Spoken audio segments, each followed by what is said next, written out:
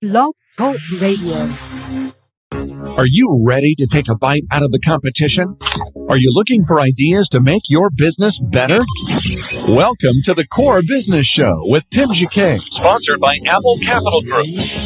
At the core of every successful business, you'll find people making a difference. And with each episode of the Core Business Show, we talk with those people, examine those ideas, and explore the strategies that make them special.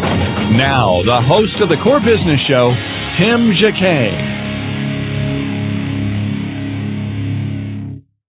Good morning, everybody, and welcome to another episode of Core Business Show. This is part 4 of our series of marketing to the government. This one will be marketing to the GSA. Tomorrow we have another episode to talk a little bit more about the GSA, what they're all about. We've done previous shows, but it will go how to apply. This one is how to market. So it's kind of out of the sequence, but for those who want to be GSA schedule holders, this is how you're going to market to them. So let's go ahead and begin with the show at the commercial break. You're listening to the Core Business Show, sponsored by Apple Capital Group. Apple Capital Group in Jacksonville, Florida, is a commercial lender that specializes in asset-based loans, equipment leasing and financing, invoice financing, commercial real estate loans, and asset-based financing in the U.S. and Canada. Apple Capital Group is a direct lender that lends on their private equity investment portfolio.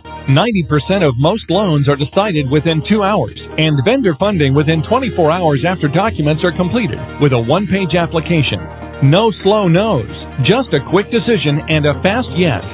To get more information about lending from Apple Capital Group, call 866-611-7457. That's 866-611-7457 to speak with one of our loan specialists. Or visit us right now at applecapitalgroup.com. Welcome back to the Core. Once again, here's Tim Jacquet.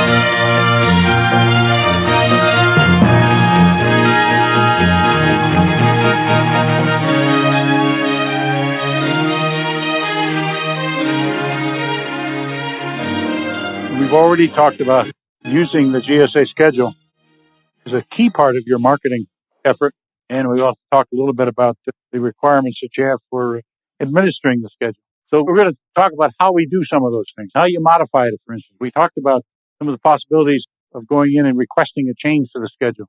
We're going to talk about preparing a marketing briefing. And we get it. What is it? It's a vehicle.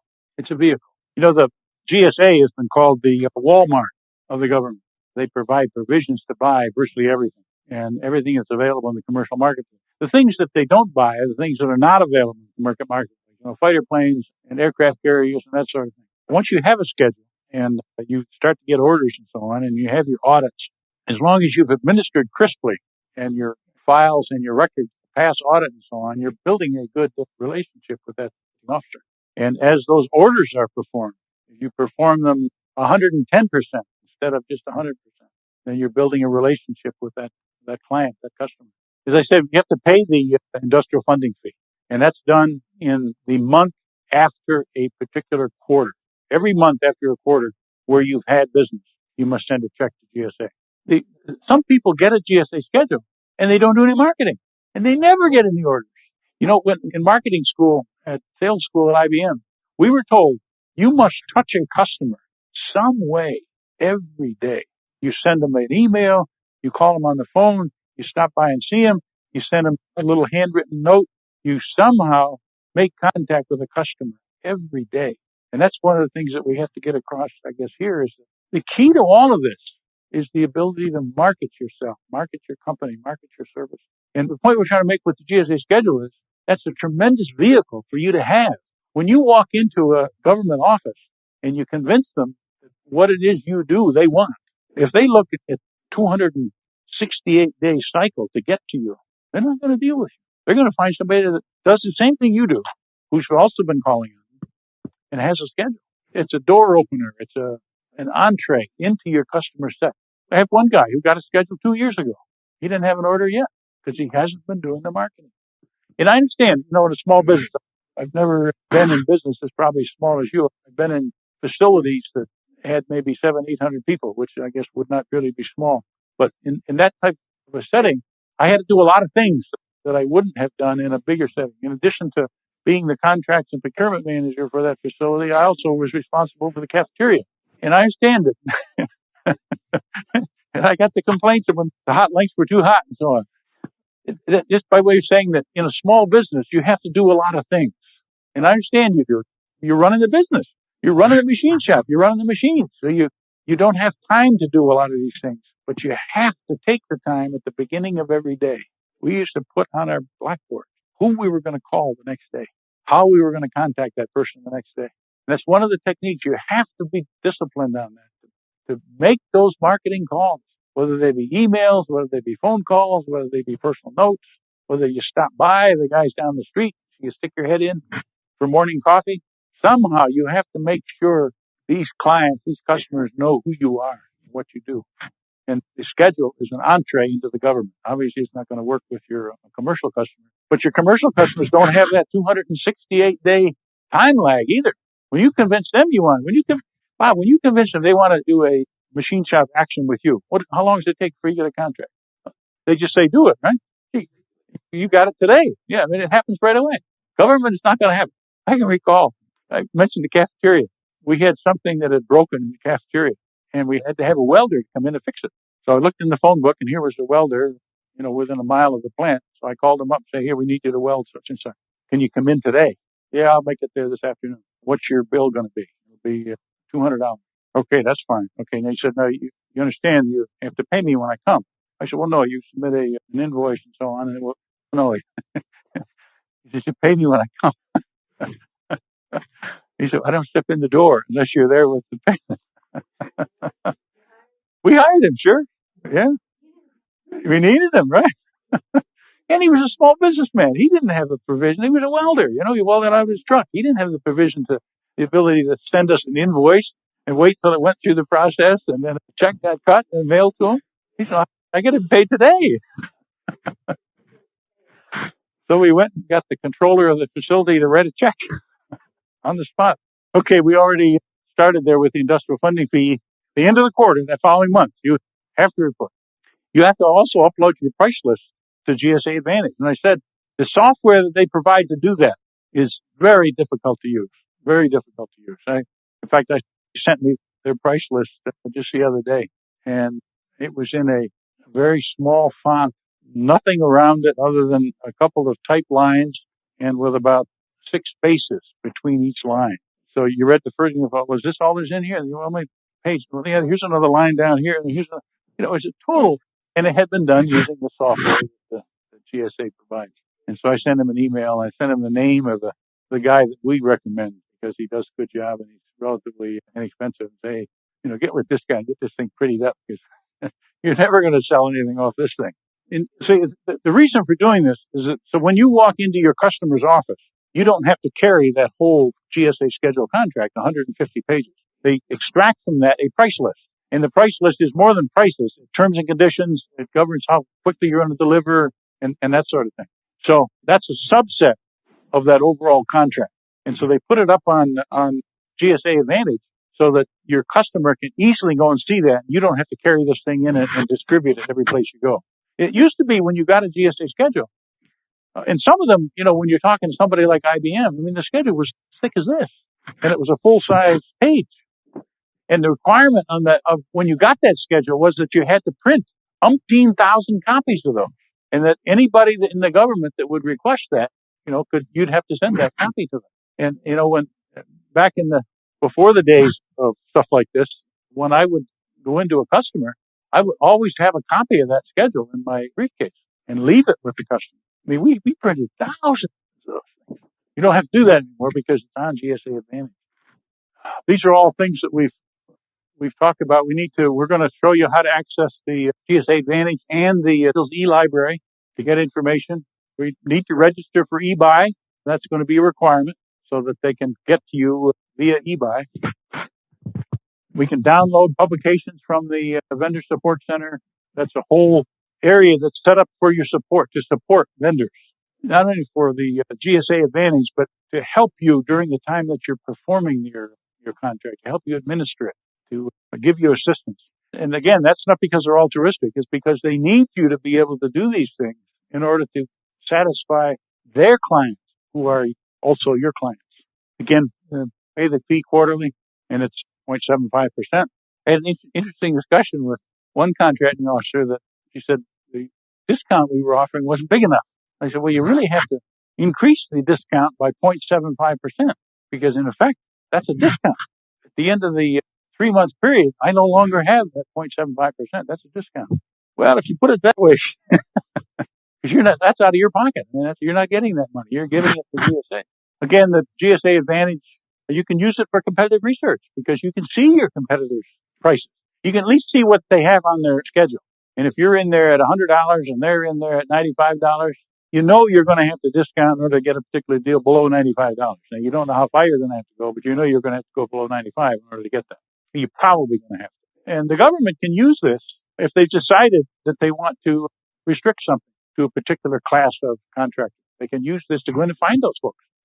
Now, if you're the guy that they want to go with, and it's over $100,000, they're going to select you, but they're going to find 2 other people off these lists that meet the same criteria that they're specifying. I mentioned the software that you use to upload to GSA Advantage. It's the SIP software, Schedules Input Program. It's tough to use. I've used it. It's tough to use. And anytime I've seen an upload that was done with that, they don't look good. That listing on GSA Advantage has to be maintained, has to be updated, has to be current. Anytime you do a modification, whether you're adding products, whether you're changing prices, that gets changed in there, has to be uploaded on a regular basis. And I said Walmart, it's kind of like a Amazon.com here on GSA Advantage, because you can cover the world with the products that are listed up there. Everything that's on schedule is listed on GSA Advantage. This is one of the points that Ted makes. Here's a Hummer on the GSA schedule.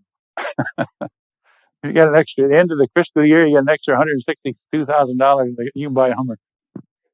Yeah, you need to have a crisp set of files so that when that auditor comes in and checks how you're accounting for this business, how you're handling the modifications that go forth, that you have a crisp set of files that you can answer all of those questions immediately. It's a lot like when IRS comes in and wants to look at your return. You have to be able to document what it is that you've been attempting to do under that contract.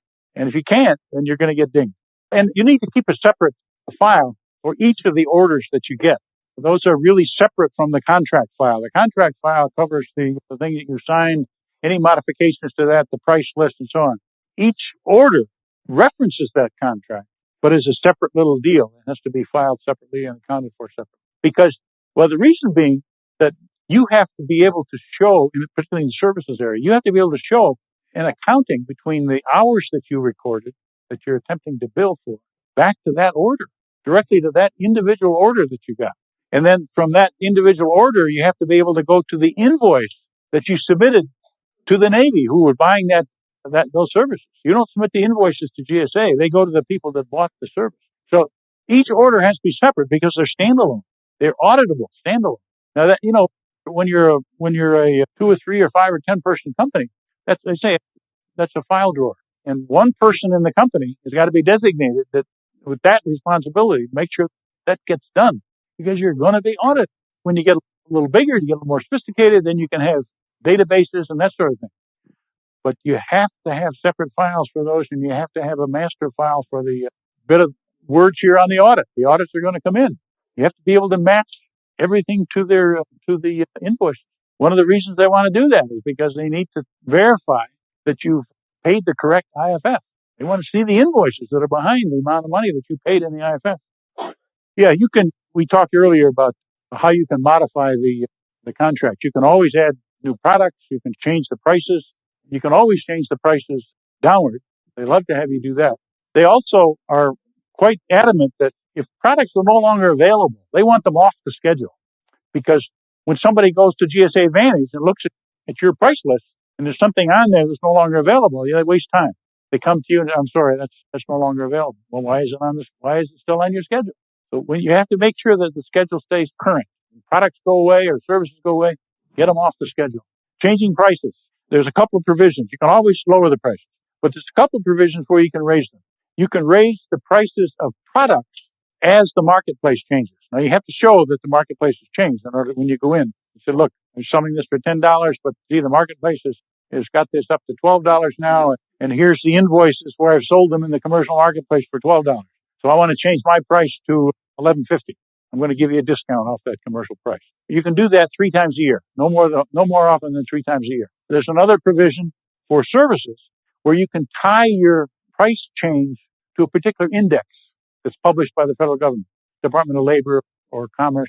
You pick an index that reflects your industry, and then you would tie your prices to that index, and you would state that in your proposal, and there's a place to do that. And then those prices then become automatically increased. Every year you come back to the beginning of your year, and your year starts whenever the contract's signed. It's not the fiscal year. You come back on that date and say, okay, the index now shows an increase of 5%. So you get a 5% increase in your prices. So don't worry about the fact that these prices are fixed, because they're only fixed for a certain period of time. And you can change those prices. You can increase the prices. They can reflect what's occurring in your marketplace. You're listening to the Core Business Show, sponsored by Apple Capital Group. Add or delete at any time. Now, when you want to add a product, you have to show that you've sold it in the commercial marketplace. You have to come in and say, okay, people bought this for whatever price. And then, now, if you're selling an IBM computer, you don't have to show that you sold it. You just have to show that you sold.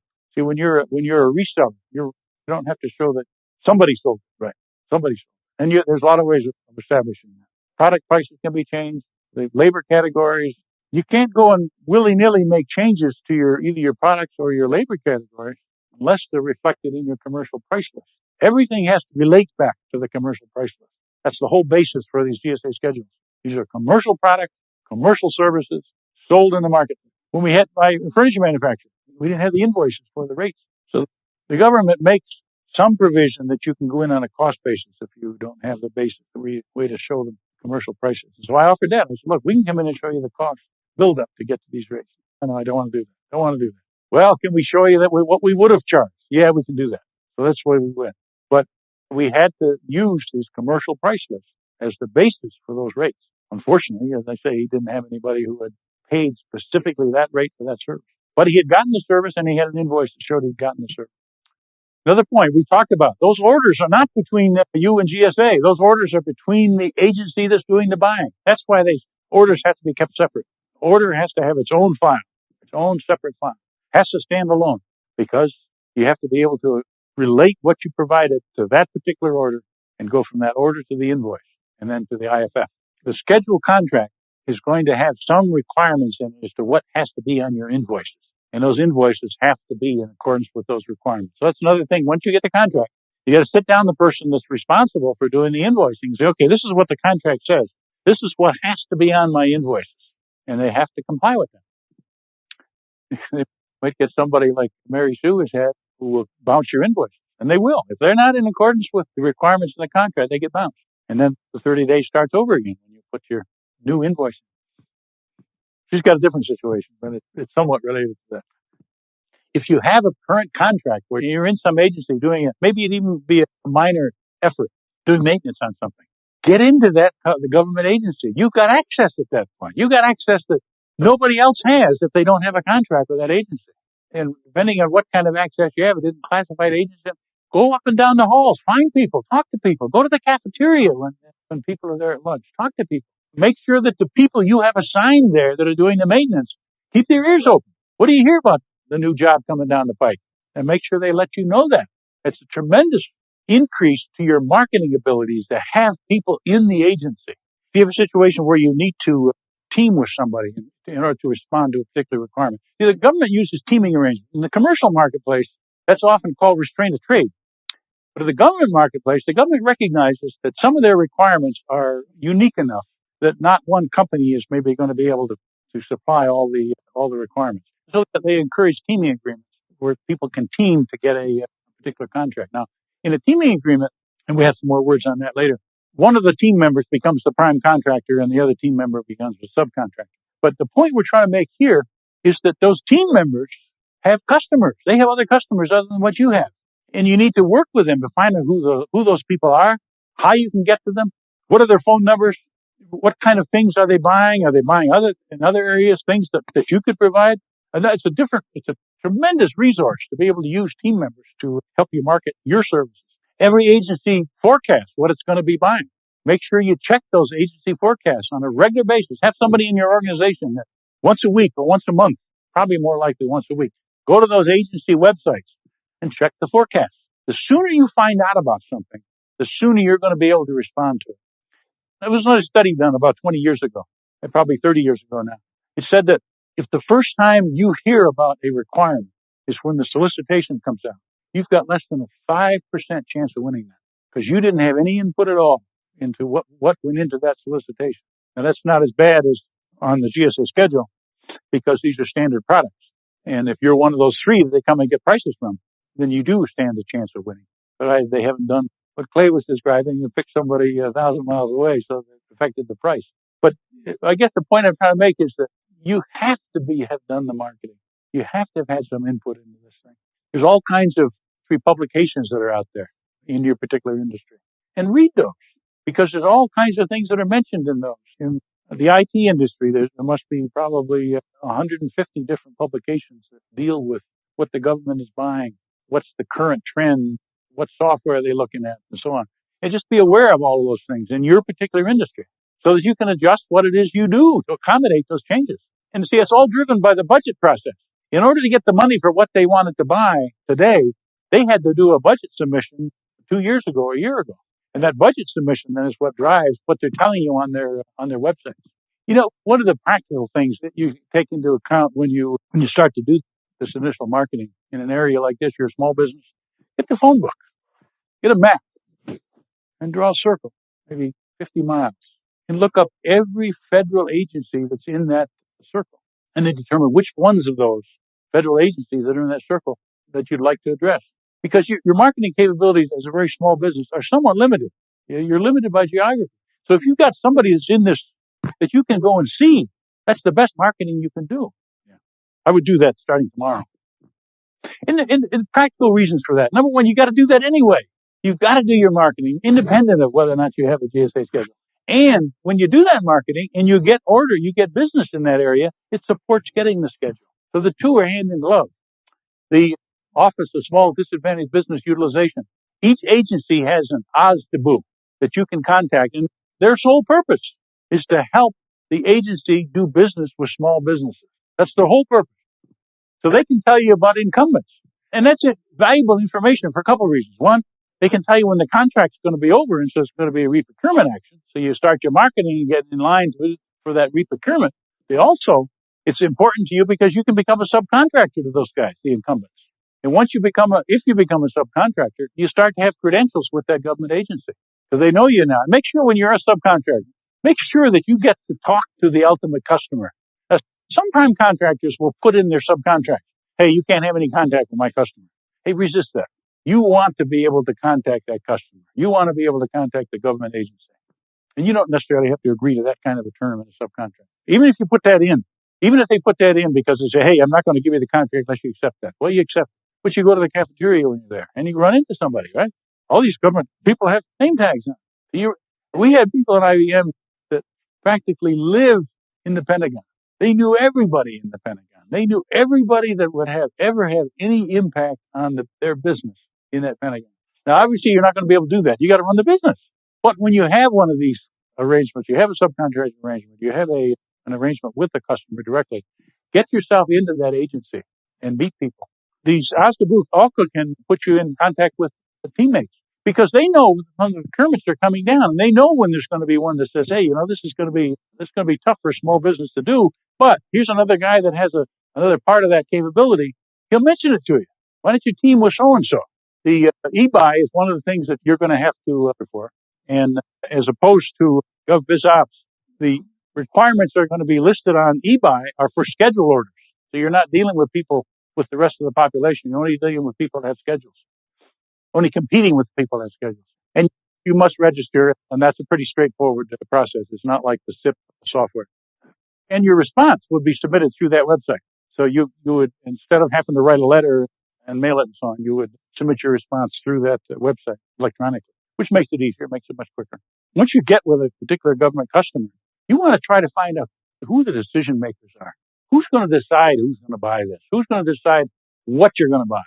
You want to make contact with contracting officers. I used to have people come into me when I was in contracts, and they want to spend time in the market with me. And I used to tell them, hey, I'd love to have you come in. I'd love to talk to you. I had one guy that went from upstate New York, and he would come down from GE up in Syracuse. He'd always bring me the local Syracuse paper that I had delivered as a kid, and he'd want to sit around and talk. And I would say, I'd love to have you come down. I'd love to have these talks, but you're really not making any points with the people that are going to decide what it is we buy.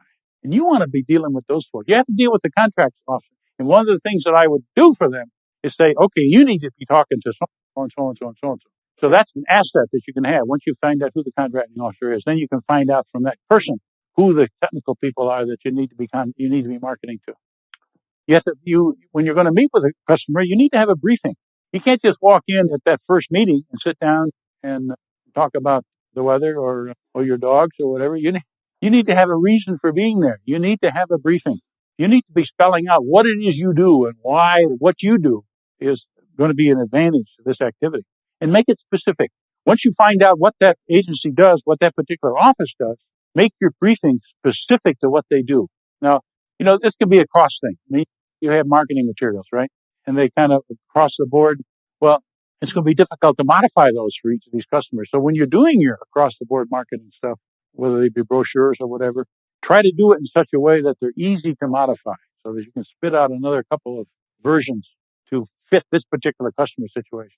Again, the point is you need to be convincing that agency that you can satisfy their needs, not that they're going to satisfy your needs. And your needs are to make a sale.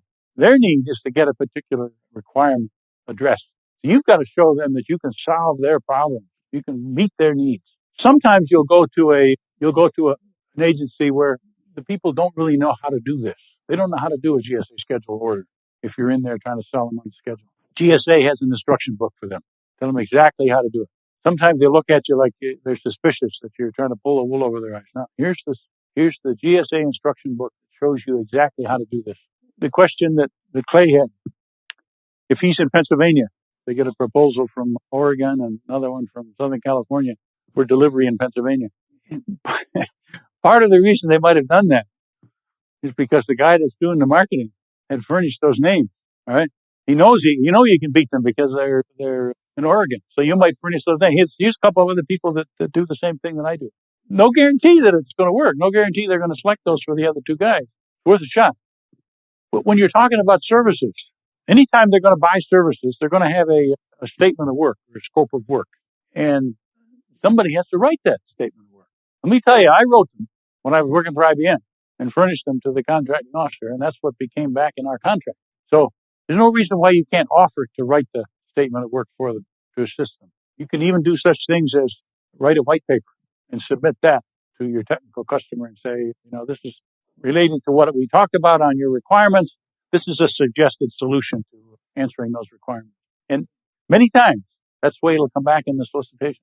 I had when I was a young contract administrator at IBM, I was going in for a change to the contract. And I was explaining in the letter, I'd like you to make a change to do the following. And my mentor said, you don't want to do that. You want to write the change. You want to actually compose the change page to that contract. And you want to attach that to the letter. I'd like you to issue the change to my contract as described on the attached letter. I think attached 9 times out of 10 comes right back the same way. So you structured the discussion or the argument by doing that. So if you get a chance, write a statement of work for your service. If you have a lot of really senior nurses, write that statement of work that requires senior nurses. It requires nurses with a certain specialty. Another reason for having a schedule. When you're responding to an RFP, that's a time-consuming, expensive, difficult process. It's pages. It's having teams set up to respond to these things. The schedule, you don't have to do that. You respond to it on a one page. I'll do the following services you're asking for, and my price is so and so. In many cases, when you're talking about services, the customers are going to come back and say, yeah, you're in there at $100 an hour, but I want a fixed price for the the whole complement of services. When I'm going to buy 100 hours, I want a fixed price for that. That's fine. You can certainly agree to that. When the 100 hours are done, you collect your money, and if they want more time, then they have to come back and buy more hours. All you're supplying is the time and the time and material arrangement. But it's fixed price for that time, so if the rates change during that time, you absorb the difference in the rates. And we talked about the maximum order limitation. The regulations are very clear that if they're going to order something that's over the maximum order limitation, they should ask for a further discount. They're encouraged to ask for a further discount. And that makes sense. That makes sense. You're talking about $500,000 order, you probably do another discount, unless your product costs $500,000 a piece. So to review this, you have to administer that schedule. You have to administer. It has to be precise. You're going to be audited. And it's not difficult.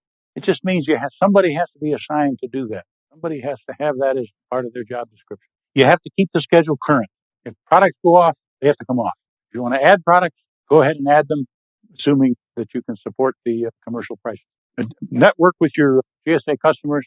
Prepare a marketing briefing when you go in to see that customer, and make a sale.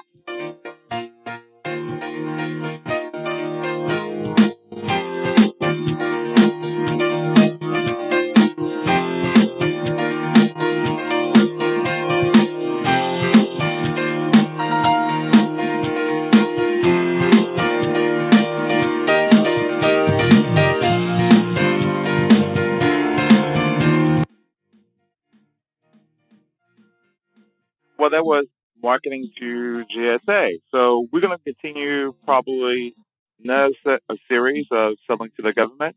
Again, this show was called Marketing to the GSA. Thank you for listening to the Core Business Show. I'm Tim JK, your host. Take care. Thank you for listening to the Core Business Show with Tim JK. For more information about equipment financing and asset-based loans, visit our website, applecapitalgroup.com. That's applecapitalgroup.com. Or call us at 866-611-7457. We hope you'll join us for our next episode. And remember, you can always get to the core via iTunes. You'll find all our previous episodes there. And thanks again for listening to the Core Business Show with Tim JK.